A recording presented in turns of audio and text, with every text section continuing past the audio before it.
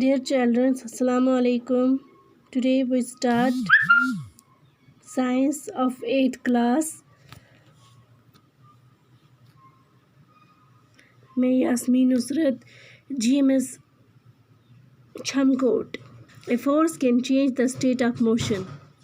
Let us now find out what happens when a force acts on an object. Activity 9.3. Take a rubber ball and place it on a leveled surface such as a tabletop or a concrete floor. Now gently push the ball along the level surface.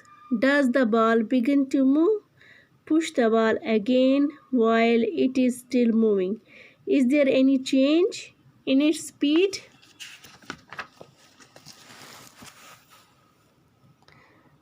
Does it increases or decrease? Next, place your palm in front of the moving ball. Remove your palm as soon as the moving ball touches. Does your palm apply a force on the ball? What happens to the speed of the ball now? Does it increase or decrease? What would happen if you let your palm hold the moving ball? यहाँ पे figure 9.6, a ball at rest begins to move when a force is applied on it. So you might recall similar situations. For example, while taking a penalty kick in football, the player applies a force on the ball.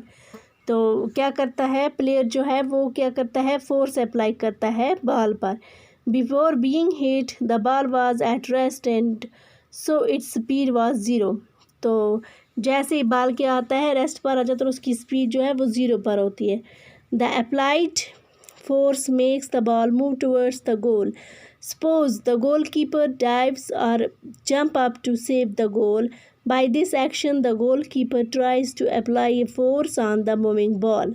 The force applied by him can stop or deflect the ball, saving a goal being scored. If the goalkeeper succeeded in stopping the ball, its speed decreases to zero. These observations suggest that a force applied on an object may change its speed if the force applied on the object is in the direction of its motion.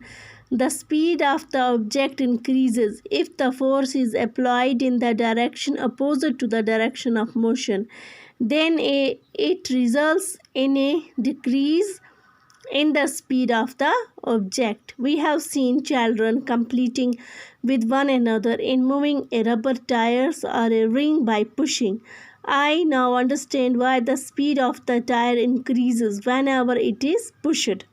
Now you are curious to know whether application of a force can only change the speed of an object.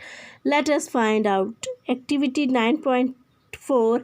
Take a ball and place it on a level surface as you did in activity 9.3.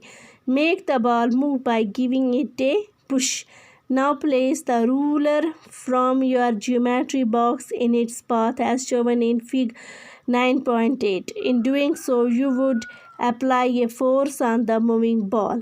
Does the ball continue to move in the same direction after it strikes the ruler? Repeat the activity and try to obstruct the moving ball by placing the ruler such that it makes different angles to its path.